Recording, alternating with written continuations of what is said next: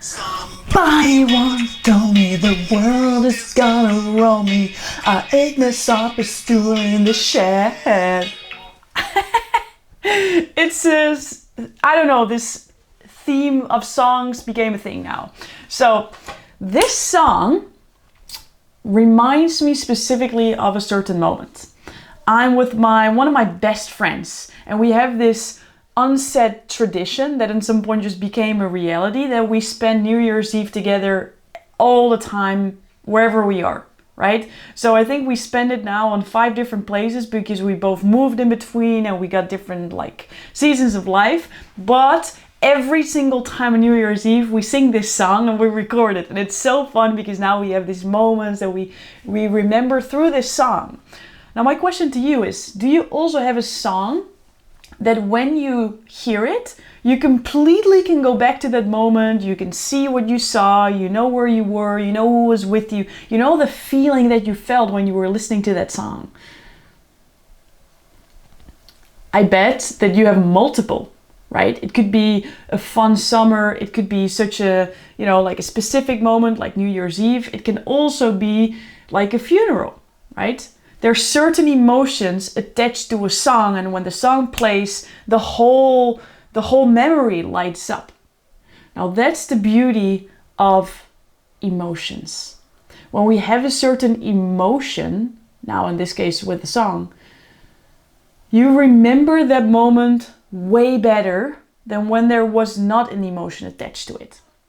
So now we're on this preparation ride, figuring out how you can prepare best in the way that's, if I would phrase it, is as easy and fun and impactful as possible. So you know what to say. You're preparing it in a way that's easy and fun for you, and therefore you bring that energy to the audience, and that's easy and fun and impactful for them.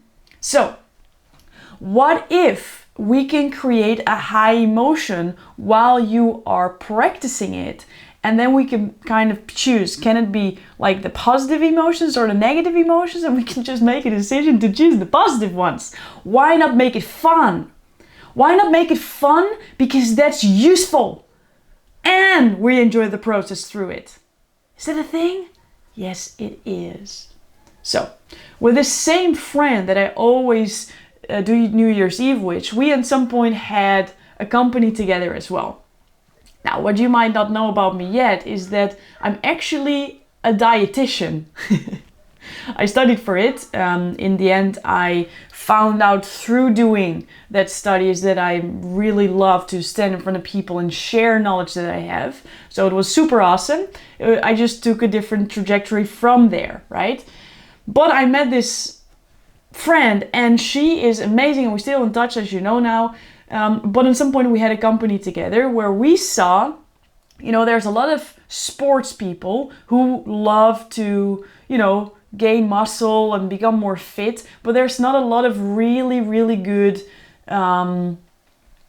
food on the market that helps them do it. There's these bars, but they're unhealthy. They're just very good in marketing. So we wanted to create something that's actually really, really healthy, which we did. We created what we call the Topknaller, which is very Dutch, but basically was a snack to eat right after your sports with fruit, vegetables, no extra salt. It was really, really cool. And we really had big dreams for this product.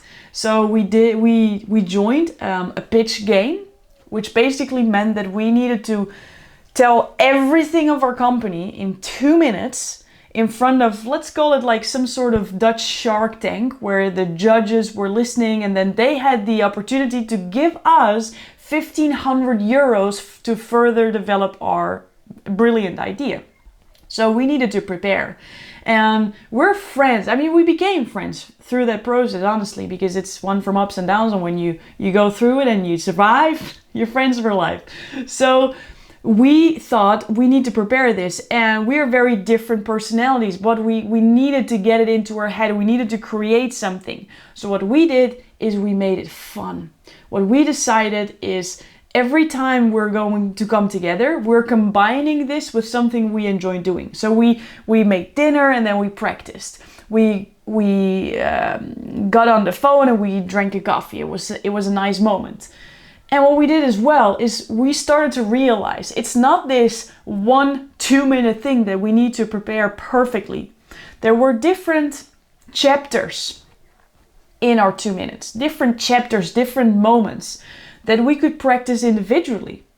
So what we started to do to make it more fun is we started to just play around with it, right? So at some point I would call her and say, okay, 5th scene, go. Or a transition moment where it's like, okay, back to you now. What is that? What moment you're gonna end with? And then we started to practice these small nuggets. We started to become obsessed about it and start to just put out those scenes everywhere we were going. When we were with other people, we were like, hey, we're doing a pitch. Can I just do it for you? And then your family, your friends become part of this thing. It's not this separate thing that you're doing for work. It is this, you're leveraging everything that's already around you to see how you can optimize the time that you already have, the people that you already love, and create a high arousal emotion so it actually sticks in your brain. And you get a free extra bonus. Because throughout this process, what you are doing is you are connecting fun with speaking.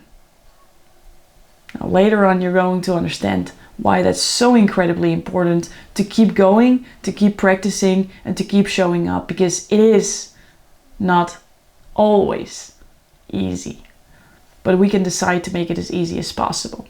All right, so I know that there's different kinds of presentations and also different, let's call it moments. Like sometimes you have an opportunity that's right in front of you, you need to grab it now, and you need to prepare for something very urgent, or you have a little bit more time. So in the next video, we're going to talk about how you can best prepare, knowing that a high emotion is really important. You can make it fun and you can chunk it down in smaller pieces, how you can practically do that in different scenarios.